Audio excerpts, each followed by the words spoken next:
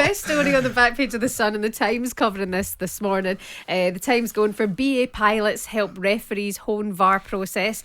Back page of The Sun, plain speaking, Webb hired pilots to help VARs communicate under pressure. Alex Shilton saying in The Sun, this is a great story. Bungling Prem officials took lessons from pilots in a bid to KO VAR turbulence. Top British Airways employees have trained now referees and video assistants in the art of sharp communication. Easy for me to say. Basically, because the communication's been so bad, they want to crack down on this. Well done, lads. Good work, lads. Good work, mate. Cheers, mate. And instead keep it brief, calm and direct. So the mic'd up match official shows that we have heard, the couple that have been released, there's a lot of, okay, yeah, that's good, mate. Cheers, mate. Yeah, moving on then, mate. Hold on, I'll get to that in a second, mate. And it's really confusing for the referee, for the communication. It's not very clear. I think it's a good idea from Big Howard. Well, what is a good idea is blow VAR out into the bin. Boom. Do you know what about VAR is certain decision, when I see him back, straight away I'll come make a decision in 10 seconds now, can you? Yeah. Whether it's over the top, he meant that, or he's accidental. Maybe someone. It doesn't take 5 minutes. It doesn't take 5 minutes. But how many voices are talking to the ref? The ref's like, what? And there's 3-4 voices in his ear. So this is why it has to be clearer. Why they're trying to work on that communication, so everybody's clear on who's talking and when and why. Whereas actually in the videos that we have heard, you think, who's speaking? Who's speaking now? Also, you mentioned get rid of VAR. There's a piece inside the Times today. A survey on how people actually view VAR. What would be your preference in the future use of VAR in the Premier League matches? 66% saying keep VAR. 66% saying keep it, but we just have to work on how it's used. No chance. Communication being one of them. But when you watch the rugby and the Rugby World Cup, and VAR works so well and so clearly, and the communication's there. How long we had it now for VAR? How many seasons? 3 seasons now. Well, it should be getting better now a little bit, shouldn't it? But they're not. It seems to be getting worse. But Ray, they're not doing it properly. They don't have the communication in line properly. We don't have the communication with the fans at home, and also the fact that referees in rugby have one line of communication, and VAR, the ref's able to speak to the video assistant. I think the referee on the pitch should always make the final decision. Well, Mark Housey yesterday said that to us.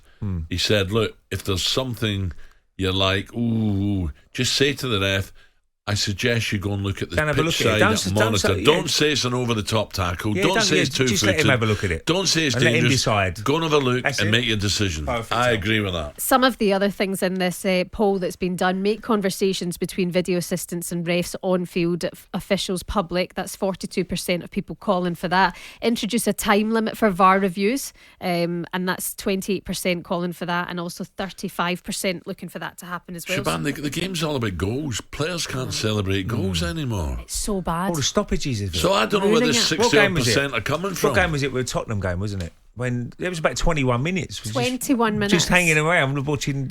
And that's probably why he pulled his hamstring, the centre half. This is what Mickey Van Der Sar, they were saying. He's cooling down. He's cooling down, and then suddenly he's got to start sprinting again straight away. Yeah. It's probably done him up a little bit. In fact, there are a lot of managers calling for that. It sounds like now that they're cooling down from all this waiting around. We should have. Do you know what we should have? Have a countdown clock. And have the. If you ain't made a decision, it's done. It's done. There's also him. He was outside. He was not out last night. You had to be. Oh no. You're in good form. I don't really. Look, it's not going to go away. VAR, and you rightly say, Shebahn, you just got to try and make it better. Don't know how you're going to do that. I think you're going to do it right. The communication could be much better. That page of the Get Mirror. Alan on a panel. That's what I think. True. Just imagine him in the bar move. Move on. Jill, what do you think, Jill? Jill, can you have a look at this? What do you think? What else have you got? Beat it. Yeah, Chib. I'd love to hear that in VAR. Jill, the quiz. All right, you made your point. Carry on, Shebahn. Back page of the Mirror. Greedy, selfish, defunct. Premier League, Gary Neville blasts lawless Prem and self-interested clubs over Everton's punishment. He's released a good podcast on this yesterday with David Ornstein breaking everything down, but he's going on to say that the Premier League is a defunct organisation because they now have, hold on till I turn my page, got 20 clubs all voting with self-interest, and this has been coming for many years. And you look at the likes of Everton being punished over one charge. By the way, right, I'm going to say this now. Can of worms this will be. I think we've got major problems coming. Why? teams that missed out in Champions League. Look at all these fingers pointed at City, right? Fingers pointed, at Chelsea. Who missed out last year on Champions League? Was it Liverpool?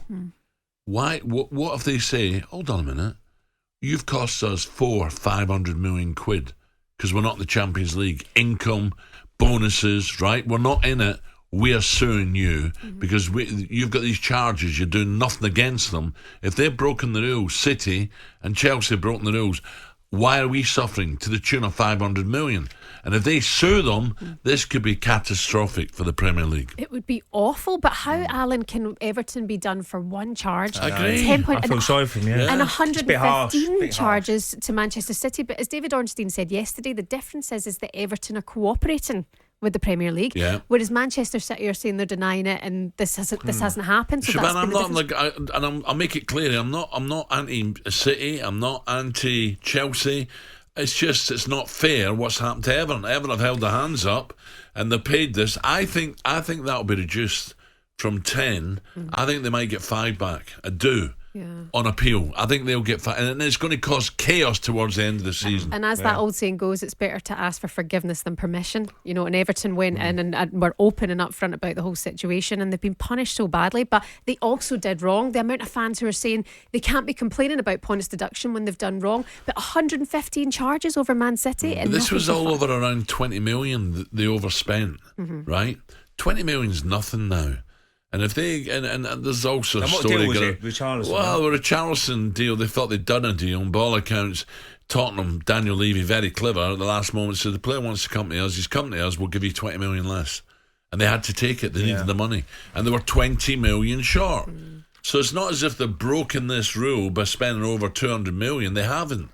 So we've not had the last of this. This is going to be a can of worms. Absolutely, I promise you. talkSPORT Breakfast with Alan Brazil. Thursday and Friday morning, 6 till 10.